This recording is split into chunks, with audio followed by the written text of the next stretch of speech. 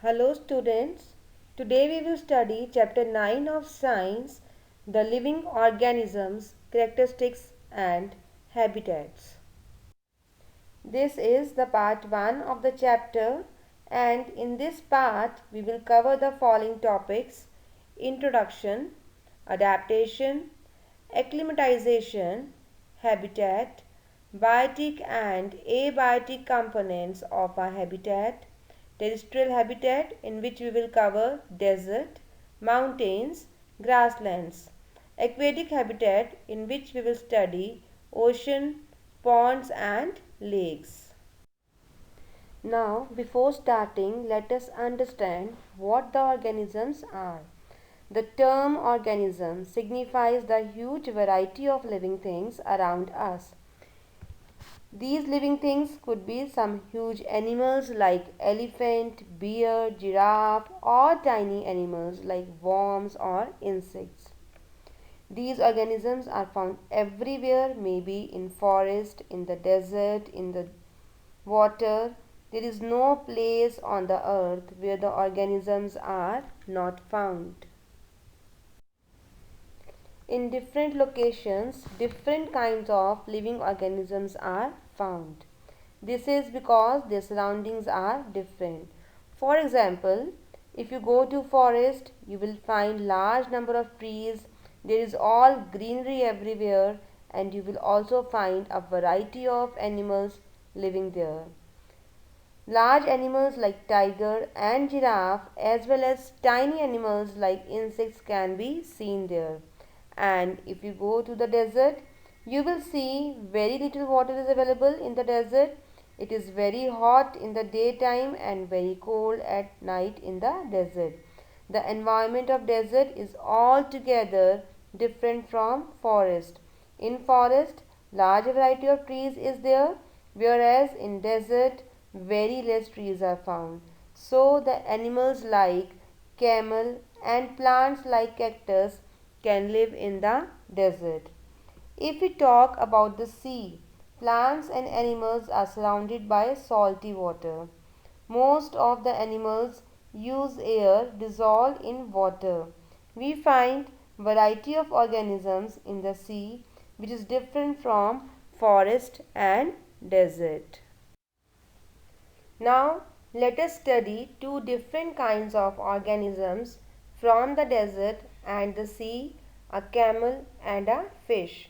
Camel has certain features which help it to survive in the desert, like camels have long legs which help to keep their bodies away from the heat of the sand.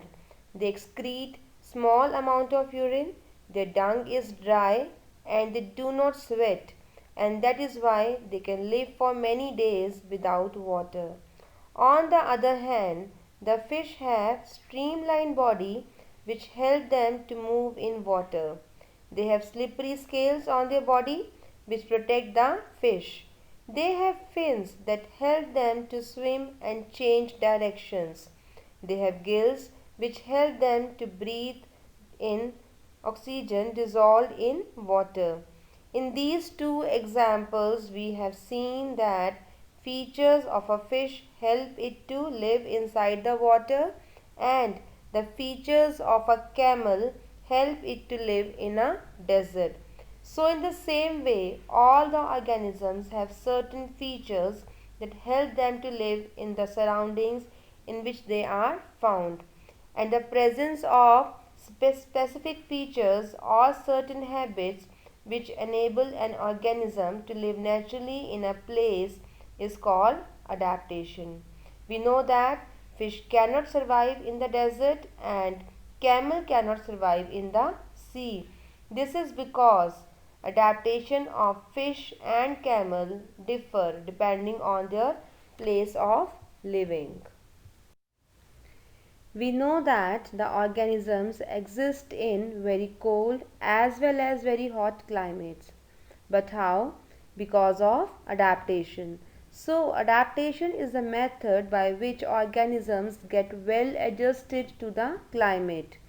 There are some changes that can happen in an organism over a long period of time. because of changes in the surroundings. These changes in the surroundings do not take place all of a sudden but take long time. So the changes in the organism also take place gradually over thousands of years, and these changes in an organism which allow it to survive in a particular habitat is called adaptation. The organisms which cannot adapt to the changes in the environment die, and those who have adapted to the changes survive. Okay, now we will talk about a new term, acclimatization. So, acclimatization are the small changes that take place in the body of a single organism over a short period to overcome small problems due to changes in the surroundings. Let us try to understand what exactly the acclimatization is. When we go to high mountains, say for a vacation, we feel breathlessness for some time due to less oxygen in the air.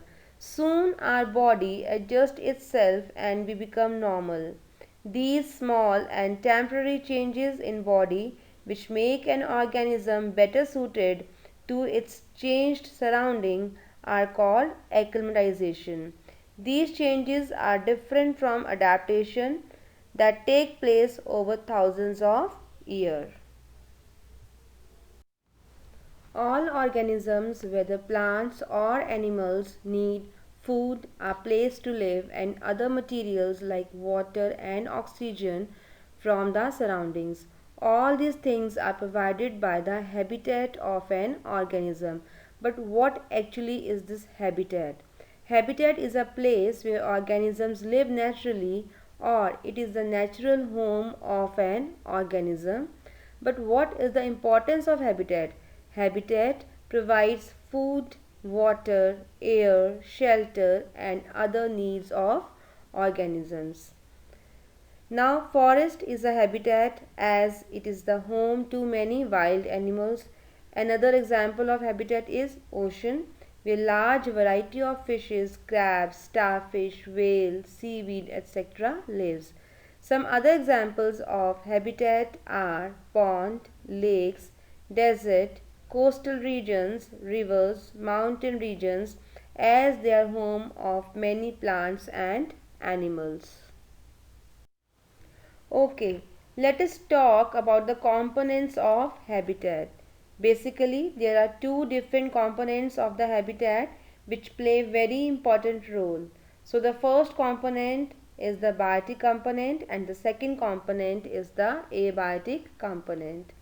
Biotic component is nothing but living component, means the living organisms, both plants and animals living in a habitat are its biotic component, and the abiotic components are the non-living components, means the non-living things such as sunlight, soil, air and water in the habitat constitute its abiotic components. Abiotic components are very important for all living organisms. For example, germination of seed takes place only if it will get proper air, water, light and heat.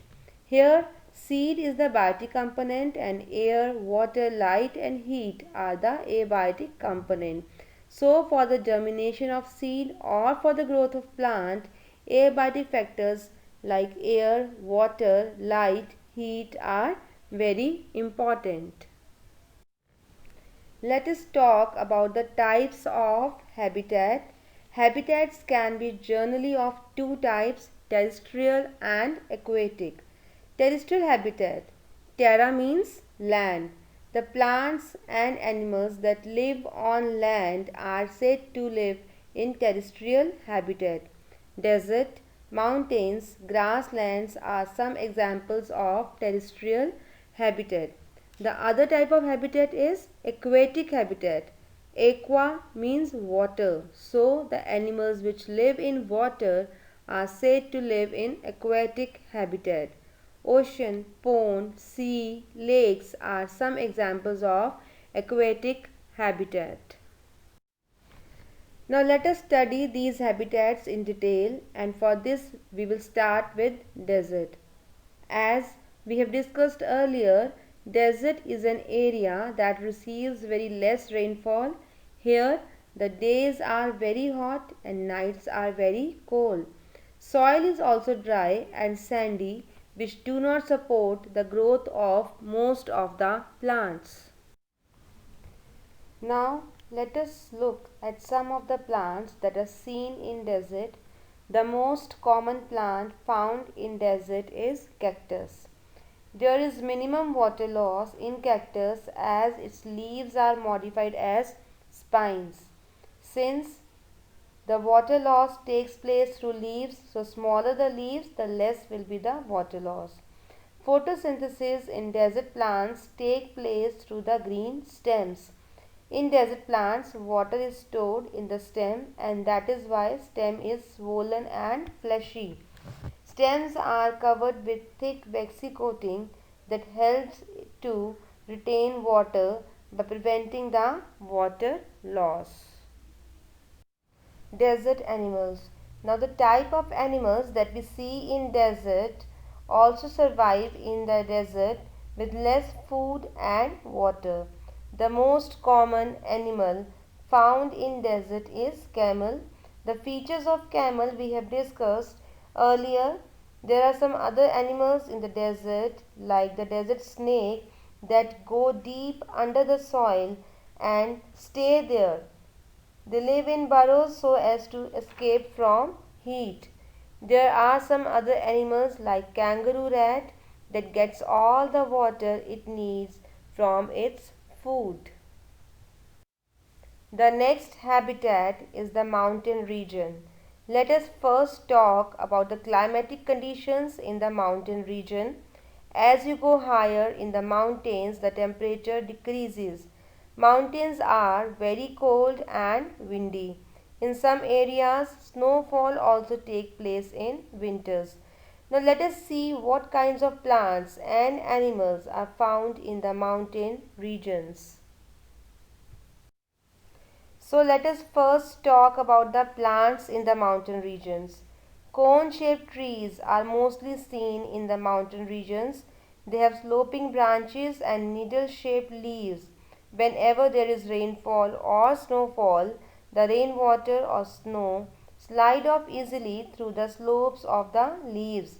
Trees in the mountain regions grow close to the ground to avoid being uprooted by strong winds. So what kind of animals do we see in the mountain regions? Since the climate is very cold there, the animals in mountains generally have thick skin or fur to protect them from cold. For example, yaks have long hair to keep them warm. Snow leopard has thick fur on its body, including feet and toes. Now, what is the advantage of thick fur on feet and toes? This protects its feet from the cold when it walks on the snow. Some animals like mountain goat has strong hooves so that it can easily run or climb up the rocky slopes of the mountains. So these are some of the ways by which animals survive in mountain regions. Let us now discuss about the next habitat, that is grasslands. Grassland, as the name suggests, the land areas dominated by grasses with a few trees or shrubs are called grasslands. Grasslands provide shelter to a large variety of animals including giraffe, zebra, lion, elephant, etc. Since the color of the surrounding is light brown, generally animals like lion have light brown color which help the animal to hide in the grassland. Also, lion has long and strong claws to catch the animal. The eyes are located in the front of the head. It helps the lion to locate the prey. Prey means animal to be eaten by the lion. So let us study what are the adaptations that a deer has. Deer is a fast runner, and being a fast runner, it can escape from the predators. It has strong teeth, and these strong teeth help the deer to chew hard stems. Long ears. These long ears are very sensible, so they can hear the slightest sound. This helps the deer to hear the movement of predators. Predators means animals that kill and eat other animals. Eyes. If you look at the eyes of the deer, eyes are located at the side of the head. This location of eyes allows the deer to look in all directions for danger. So now that we have discussed terrestrial habitat, let us move towards aquatic habitat. So in the aquatic habitat, we will take about the water bodies like ocean, ponds and lakes. So let us first talk about ocean. In oceans, we have large variety of plants and animals. Fishes are the most common animals found in the ocean. Fishes have certain special features which help to survive in the water, like they have streamlined body or the boat shaped body which help them to move easily in water. They have gills to breathe in dissolved oxygen from the water. They also have scales to protect the body. Different types of fishes in the ocean have different types of adaptation. When you look at squid and octopus, they do not have streamlined shape.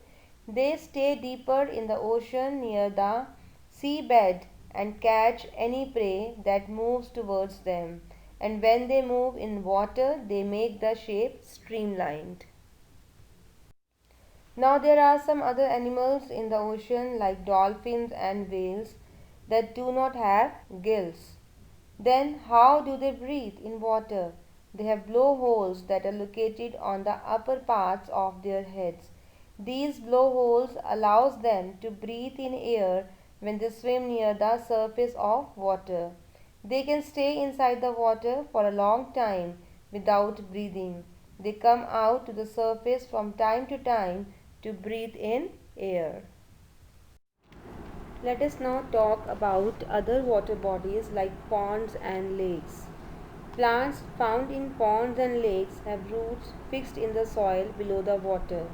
Here, the roots are reduced in size. The main function of the roots of aquatic plant is to hold the plant in place. The stems are long, hollow and light. The stems grow up to the surface of water while the leaves and flowers float on the surface of water. There are some plants that are submerged in water. Now submerged means something which is present deep inside. So in these plants, all the parts of the plants, whether it is roots or stems or leaves or flowers, all parts of the plant remain under the water. One such example is hydrilla. In the ponds, you generally see these kinds of plants. Stems of these plants are narrow and thin ribbon-like. Now, why do they have thin ribbon-like leaves? So that they can bend in the flowing water. Leaves in the submerged plants are highly divided, through which the water can easily flow without damaging them.